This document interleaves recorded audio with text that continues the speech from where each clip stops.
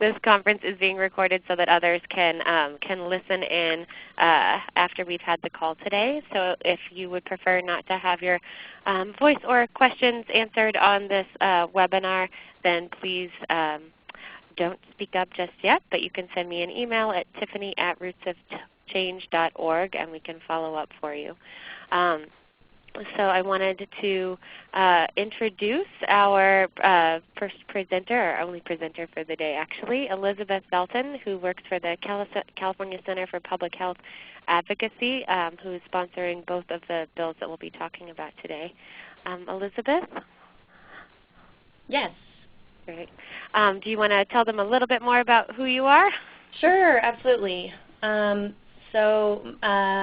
I am the State Policy Coordinator for the California Center for Public Health Advocacy, as you were saying. I actually came on to this position in mid-March, but I've been with CCPHA for almost a year now.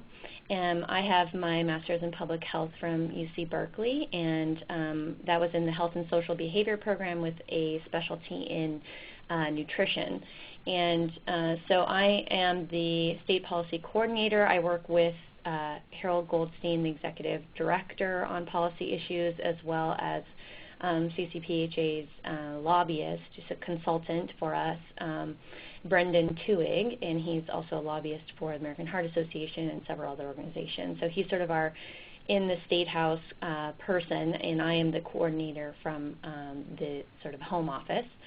And the three of us work pretty well together on coordinating Harold's expertise in the field for a long time. Harold, our executive director, is a doctorate of public health, with Brendan's expertise in the Capitol and a lot of support from my end. So I'm going to try to give everybody a picture today of our two bills.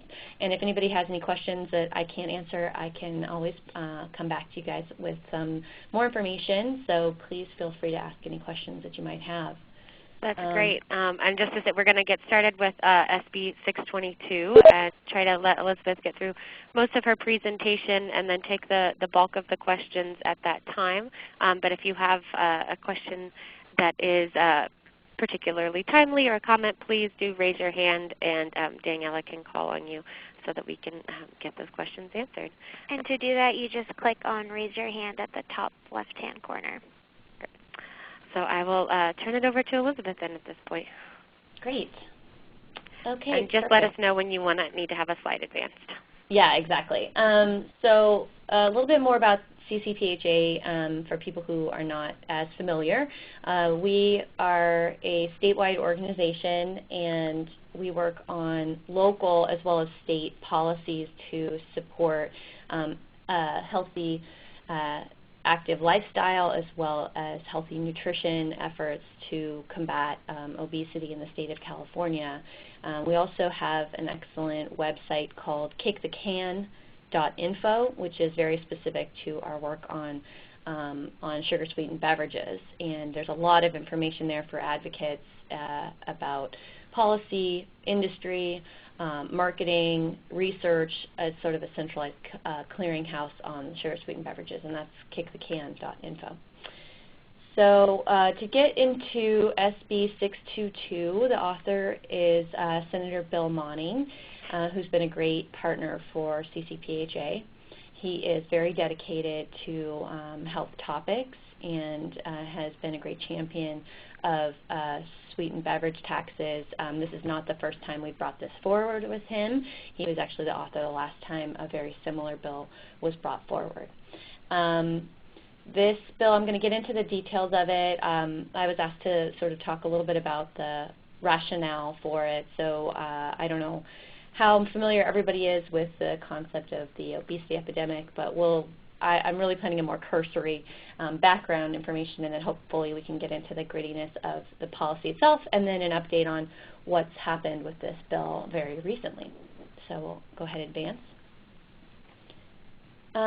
So as many of you may know, as those of us know in public health and particularly in food policy, we have skyrocketing rates of both adult and childhood obesity and overweight, increasing diabetes and all kinds of overweight-related diseases.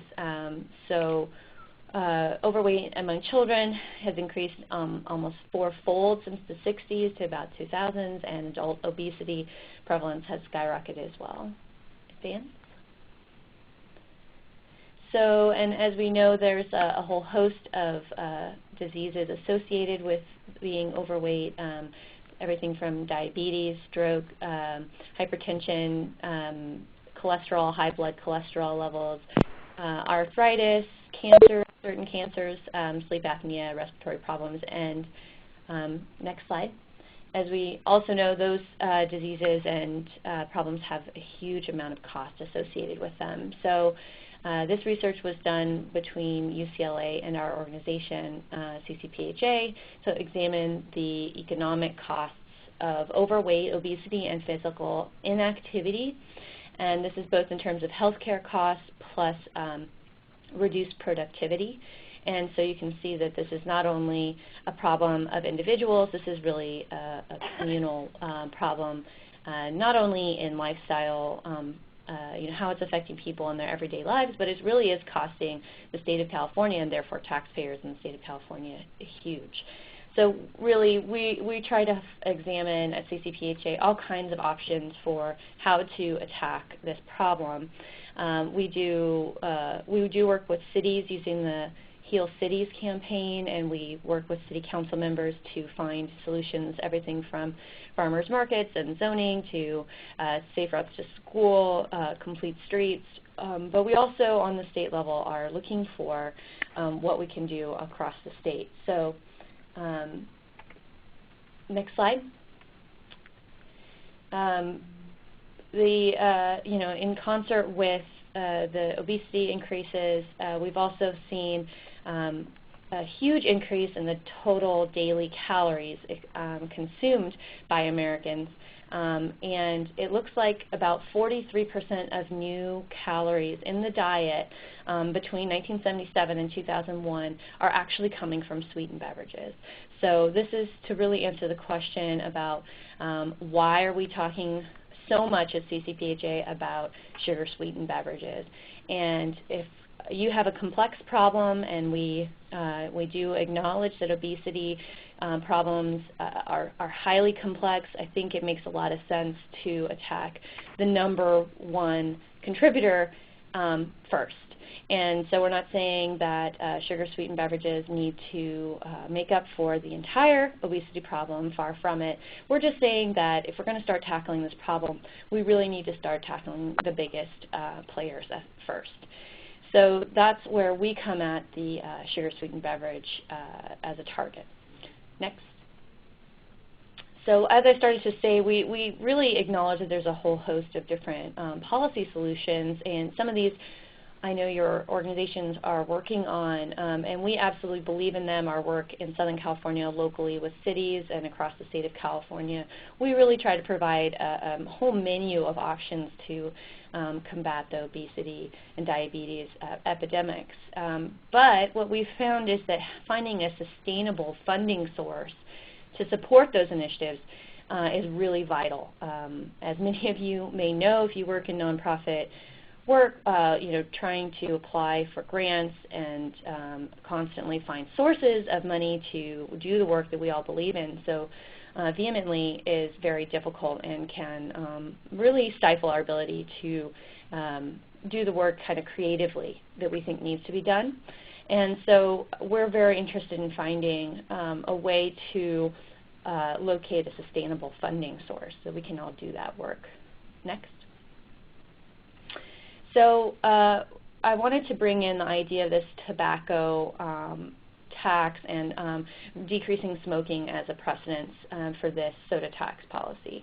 As all of us know, in 1964, the Surgeon General issued a warning on smoking, and that was really an powerful educational move, but it wasn't until we had a sustained source of funding through tobacco taxes that we were really able to see a huge decrease in smoking. So by 1999, we saw a 27% decrease in smoking, and that's in the state of California. That's 10% lower than the rest of the country, and we saw decreases in lung cancer-related deaths. So we really see this as an inspiration of what could happen and what could be done in the obesity world.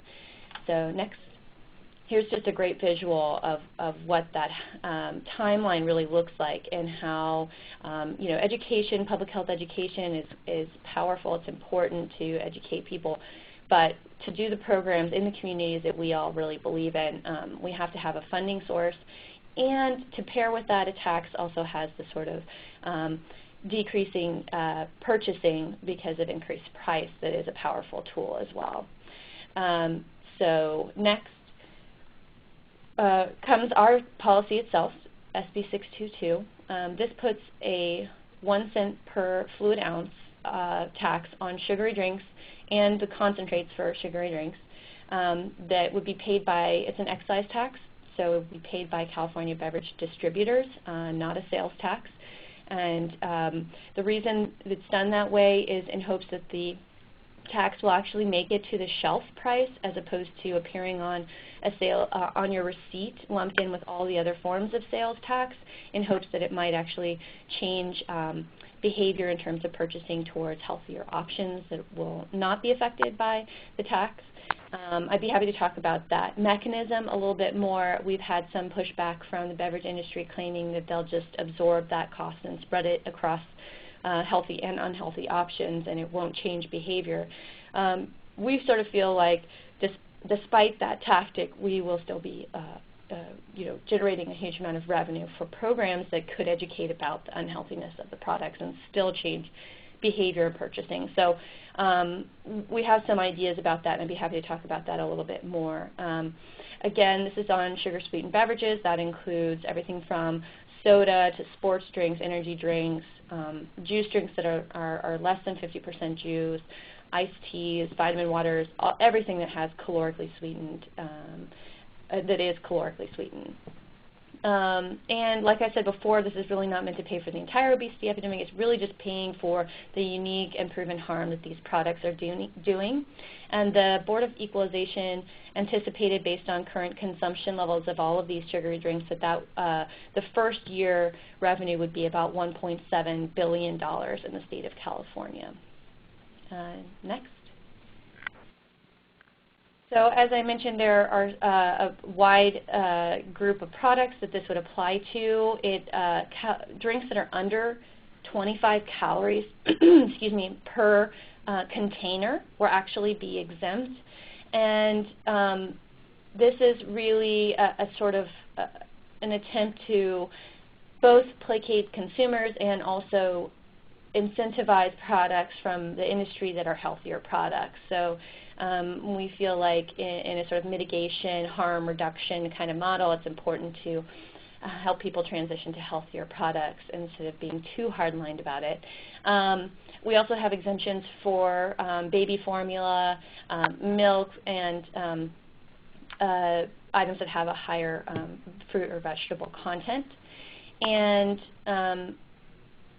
throughout the process, this go-around, we actually, in order to get this bill through a couple of the committees that it got through, we added a couple of amendments, one of which is this evaluation piece, which I know CCPHA was happy to add, which basically allows the UC or CSU system to provide an evaluation report at the end of the tax. So part of the other aspect of this particular amendment was a sunset date, which is July 1st, 2022.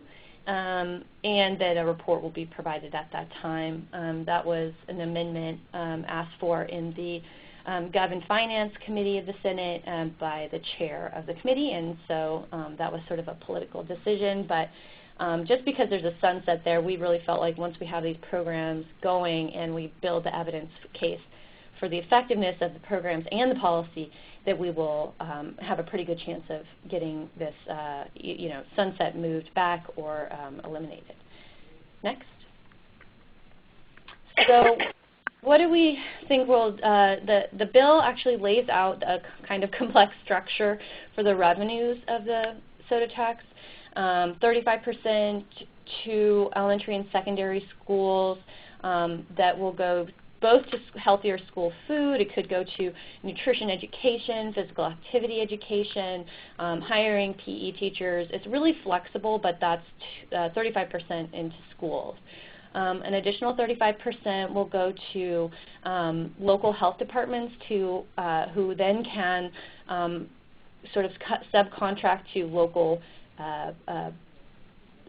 organizations and community-based groups to do evidence-based local community obesity prevention programs. 10% of it will go towards the actual medical setting, towards prevention, monitoring, and weight management in healthcare settings. And the last 20% goes to both obesity prevention and dental health programs sort of at the state public health department level.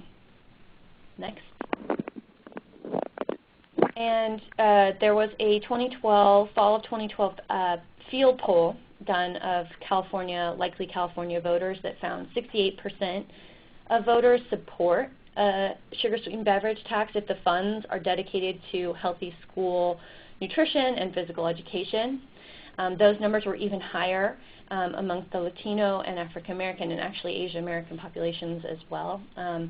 And so we really feel like though SB 622 would require a 2/3 majority to pass, that we really have evidence that the California voters overwhelmingly would support a policy like that. And this has been an important piece in talking to Democratic legislators about how their constituencies might feel about it, but also talking about one of the main kind of counterpoints is that this tax is regressive, but we're actually seeing that a lot of communities of color who are highly targeted by the soda industry actually do feel a policy like this would make a lot of sense.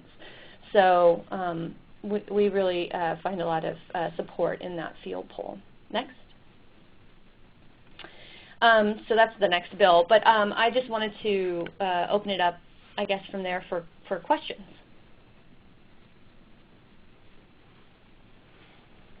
Thanks, Elizabeth. So if you have a question or a comment, any sort of discussion, please go ahead and either raise your hand or interject.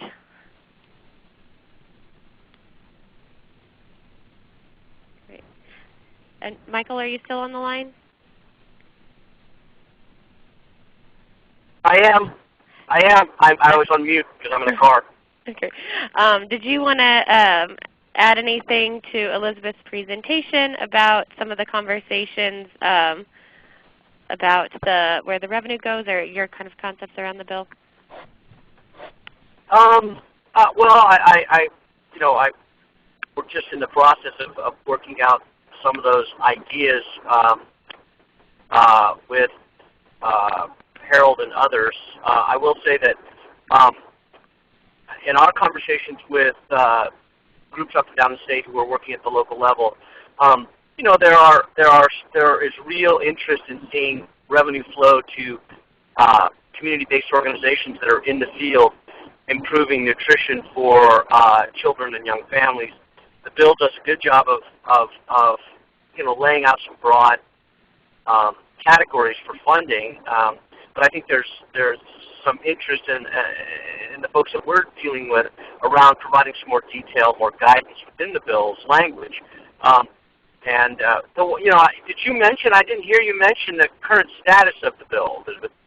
Yeah, no, I didn't. I was going to answer questions about it and then sort of give it a final update. But yes, the bill has progressed from Government Finance through Senate Health to the Senate Appropriations, and then was held on the suspense file for the Senate Appropriations. And the Senator Monning was sort of warned about this from the leadership. As you might have heard, actually I heard on NPR this morning, all of the tax bills were actually held in the same file, and this isn't terribly unusual. It's indicated that because of the governor's promise to not raise additional taxes in 2013, that was part of the execution of that promise, and that we definitely, and the senators, will have very strong plans to create a support campaign and bring this bill back in January. Yeah, and could you describe that, what you think that campaign might look like? Well, we're still working it out. It's going to depend on funding. I know that there's been a lot of media coverage of this bill, continues to come out. We have plans to do a lot of media advocacy around this bill, regardless of what the potential funding could look like for the campaign. But we're exploring all options in terms of what we might be able to get support from partners, agencies to do. We have a strong support list for the bill, official support list, which people can find on our CCPHA's legislation website. But at the very least, we will be activating that sort of network of partner organizations to do some work across the state of California, particularly targeting legislators who may be able to help us get it off the systems, vote on it in appropriations, but also we'll have to go very quickly to a Senate floor vote, and so we will be formulating a strategy to target the more moderate Democrats that we would need to pass a 2/3 majority vote on the Senate floor. And do you anticipate that will be less than a year from now, or a year from now? Yeah, that'll happen in January. It has to happen by the end of January. So all of that action, the campaign itself will be this year through the fall, and the action on it has to happen in January. Okay. Well, I think it would be interesting. I mean, one of the reasons we wanted you to be here and speak to those on the call is because we think there may be the ability to find some support from members of the California Food Policy Council of the region that are participating. And so I think that's a conversation worth having. Yeah, absolutely. I mean, we definitely are going to be looking towards localizing and some of this advocacy work that's been done on a state level and in the Capitol building. It's really going to move out, and we're going to need all the support we can get from people on the ground, to take action. We have a network, an action alert network through CCPHA, which would be great if people could sign up for, but also working with you all who are really the organizers of those groups would be fantastic. So I hope we do stay in touch and can work together on that.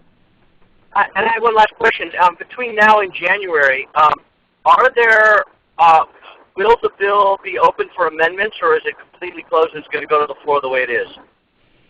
That's an excellent question. I'll have to ask Harold about how the actual logistics of that work. I know that I mentioned that there's sort of this idea of cost spreading by the industry, and I know that it had been an idea. They did it on the Hawaiian soda tax, that they really put in some language, and I think it also exists in certain tobacco tax precedents that tied the tax to the certain target products so that it could not be spread, and that's an amendment we've been interested in. But I'll have to ask him whether that can happen during this sort of interim time, or whether that happens in January or later. But I know that there's been discussion of, there's certainly ways we could strengthen the bill. I know that we have also felt like if we could be a little bit more specific about what revenue would go to, that would make our communications and arguments about and in favor of this bill even stronger, to be able to say very specifically what this might actually look like to people on the ground.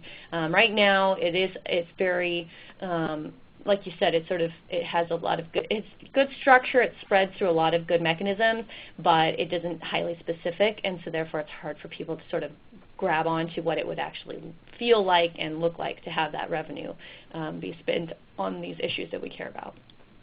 Yeah, a couple more things. I don't want to hog the time, but I have a couple more things. One is along the lines of what you're talking about. I think that with every attempt to change legislation or create legislation, there's a spectrum of people who support it, and I think we could broaden the spectrum of support if we did a couple of things.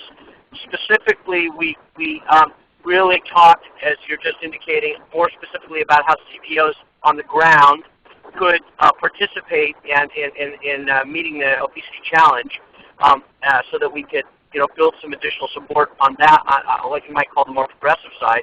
And I think on the more moderate side, there are some opportunities to bring in some elements of the agricultural community, if not the agricultural community itself, which I think we could be in real danger of opposition from if we don't make this bill clear about how agriculture and food producers will benefit from its creation. Yeah, absolutely. And we've also, I sort of didn't mention it specifically, but broadening the support and really building a community, a coalition is a big part of our plan for this campaign moving forward. We have a few counties and cities that have already signed on in support. We plan to really ramp up that, and so having the community organizations, cities and counties, public health departments, all of that working together would be great. I love your idea of the ag, and I think that there's certainly a piece of that in there with the sourcing healthy food. So absolutely. Okay, my last question. Let's say, best case scenario, you get 2/3 in the Senate. Then it has to go over to the Assembly side. Mm-hmm.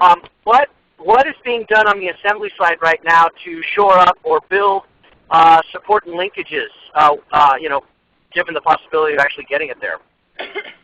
Yeah, I think that's going to be another big piece, and it will move so quickly if we get through the Senate onto Assembly that's going to be a big piece of our later part of the campaign. But I think it has to be incorporated from the get-go in this sort of on-the-ground movement and coalition building. So I guess I don't really have anything terribly specific to give you on that, but it's certainly part of our plan. Okay. Thanks. That's it for me. Great. And are there any additional questions before we move on to AB 459? Okay. Well, let's go ahead and proceed. Great.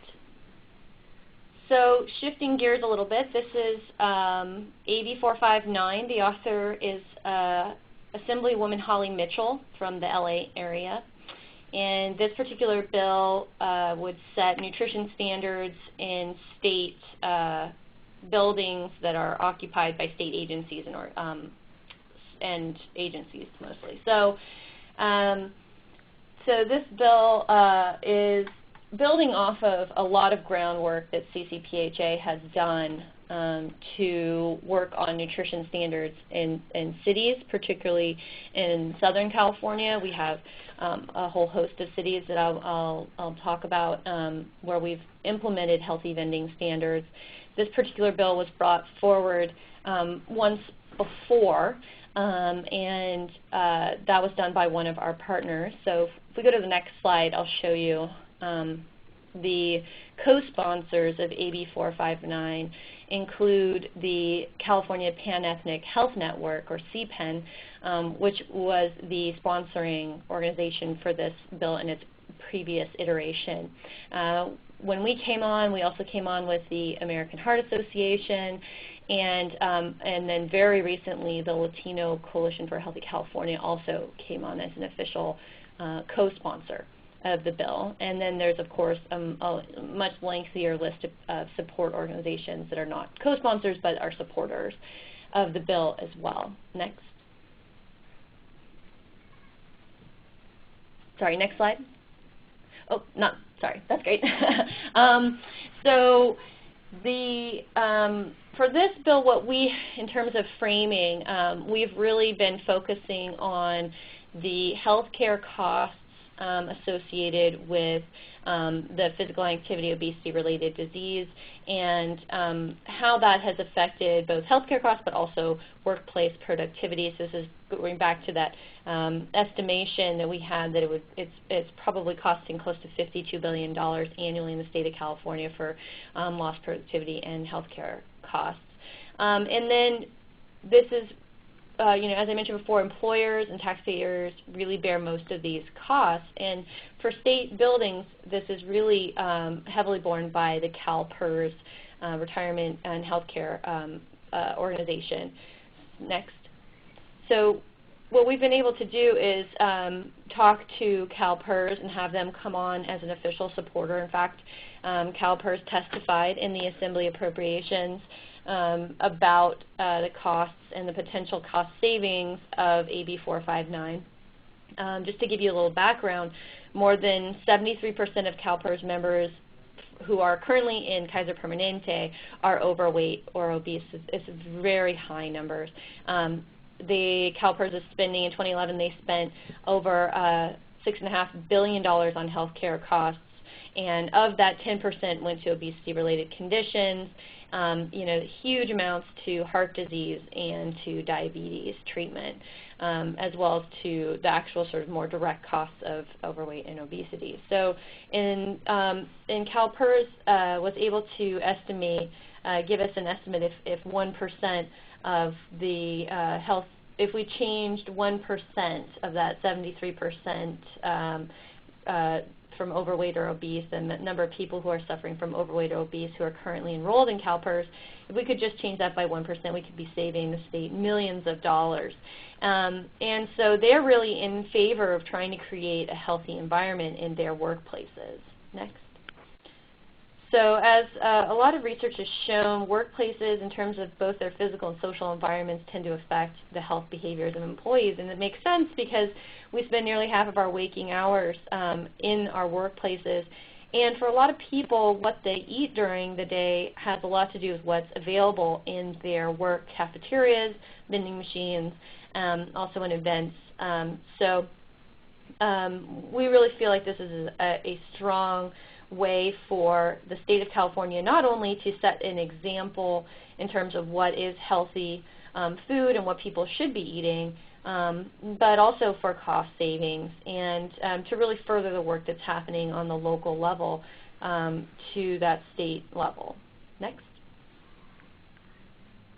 So AB 459, as you'll see in just a minute, also has a piece of it that is targeting the contracts for food and beverages sold in these state buildings to encourage sustainable and healthy local foods. And so this language was changed in an amendment from giving priority to contracts that had that met sustainability guidelines to encouraging all contracts. And I can talk a little bit more about that. That was a political decision, not necessarily an ideological consideration. We're very much in support of whatever ways we can, but I think it's important to understand that how we use state dollars can really affect not only the food system, as I'm sure you're all very much in favor of and aware of, but we can also use it to encourage and demonstrate healthy behaviors and choices, as well as potentially reduce greenhouse gas emissions and support local agriculture. Next. So the policy precedents for this, like I mentioned before, we've worked for quite a long time on the local level. So we currently have 15 California cities and counties that have healthy nutrition standards for vending machines. If you look at nutrition standards in general, such as those that people who have don't have vending machines but have standards in their workplaces outside of vending machines, that number jumps to 28 California cities and counties. And the numbers grow even more when you look at organizations such as those who've worked with BANPAC in the Bay Area, who have adopted healthy nutrition standards. And it's really happening across the state. One of the first places we started doing this work was in Baldwin Park, California, which is a suburb of Los Angeles. And we were lucky to have the city councilwoman from Baldwin Park, who's been a real champion of this cause, come up to testify at the first hearing of AB 459 in the Assembly. That was in the Consumer Protection and Business and Consumer Protection Committee. And she reported, looking back at their vending sales data, a 30% dip in vending sales when they went to 100% healthy items only, and that dip actually rebounded in less than 6 months and has stayed at pre-policy levels since that period of time. And anecdotally, with that experience in terms of revenues, difficulty, or lack thereof of implementation problems, has really been echoed by cities and organizations across the state of California, and we're currently working to sort of organize those more anecdotal experiences in our work. But what we have found is that there is, of course, concern about taking out the junk food in terms of what it may do to revenues, but it really does not seem to be terribly founded. And as you might imagine, when you're going to a vending machine to go purchase a snack or something like that, if everything there is healthy, you by and large just get what you want out of what's available, because it's not the kind of experience where you're saying, oh, well, maybe instead of going to a vending machine, I'll go off and drive my car somewhere and get a different option. It tends to be a more time-sensitive and quick decision. And so what we found is that people, whether it's their palates change or it's convenience, tend to just buy the healthier options. Next. So what does AB 459 really entail? There are three main pieces to it. One applies to vending machines. It improves the current nutritional standards, which actually already on the books we have a 35% healthy policy. It improves those standards, and it eliminates the current sunset date, which is quickly coming upon us, and moves that out. So that's an important piece. There's only current nutrition standards for vending machines. There are not current nutrition standards for concessions and cafeterias, so the second piece actually implements federal nutrition standards for concessions and cafeterias as well. They're slightly different than the vending machine standards. I think that has mostly to do with the kinds of differences in what's available in vending machines versus what's available in cafeterias. But again, it uses federal nutrition standards, which are based on the federal guidelines for healthy food. And then the last piece is this encouraging contracts to meet federal sustainability guidelines, and which we, again, I think is a really important piece, but had to sort of tone down some of the language in order to not get an extra referral and really get this bill held up too early on. Next. So this bill was on Friday, I got the official word, was held in the Assembly Committee on Appropriations, and unlike with the soda tax bill, which we really see this time as a sort of organizing and campaign building time period until January, I'm meeting with our partners soon, but I guess the feeling is generally not so positive that this will be able to come back up in January. So that's unfortunate. I know that in my prior discussions with the Food Policy Councils that you all have an interest in these kinds of policies, and we hope to really bring this back, perhaps in a different session with different partners. But I think the long story short is that we've learned a lot in doing this bill. The main reasons that it was held were because of cost to the state. They were really concerned with implementation and monitoring costs, what that would look like to go through and check that the products were meeting the standards. We tried to bring in people to discuss how creating a list of permissible items really makes that job incredibly easy for the vendors, but also in terms of understanding whether things are meeting in terms of compliance. We also had a huge amount of resistance from the blind vendors program, which I can talk about more if people are interested. And then, of course, the beverage and food industry was strong in opposition. Next. So I think that's what I have for that bill. I'm happy to answer questions as well about that one. Any questions?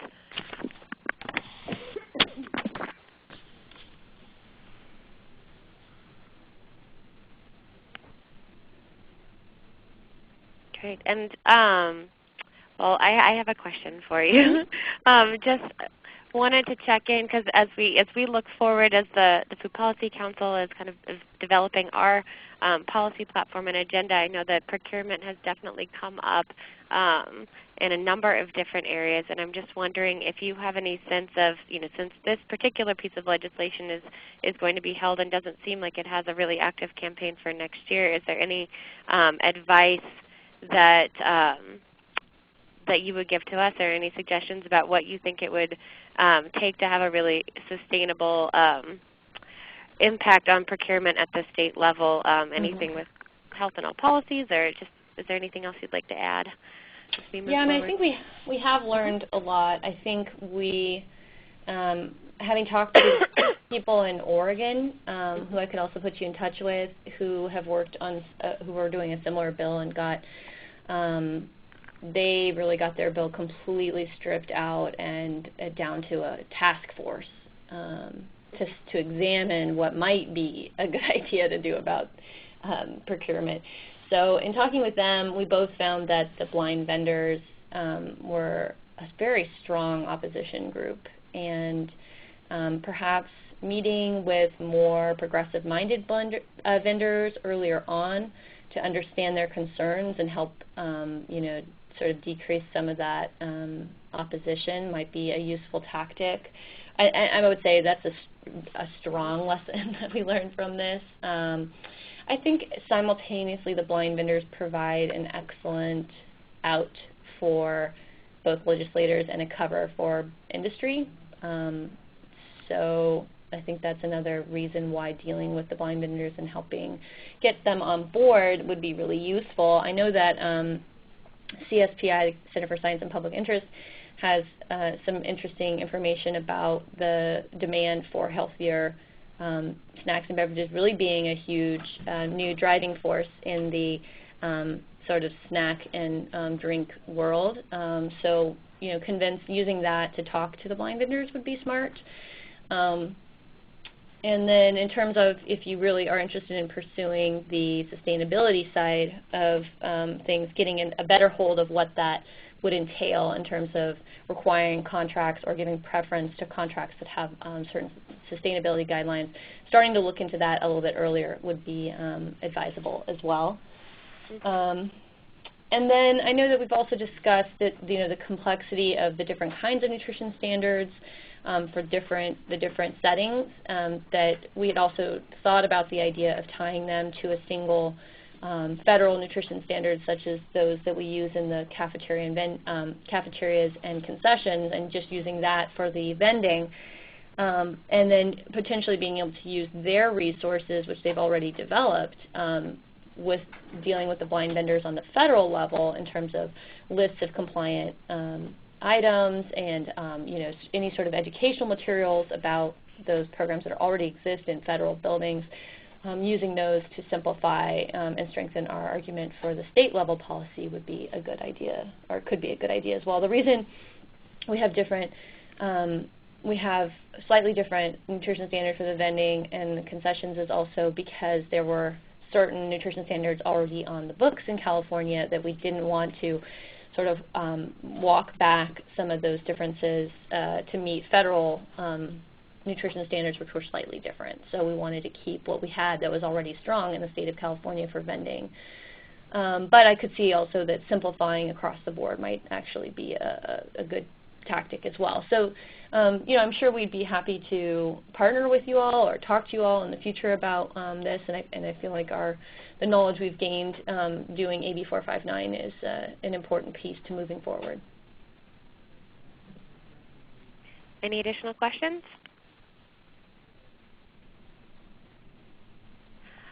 Okay, well, yeah, I have a question. It's Michael Dimmick.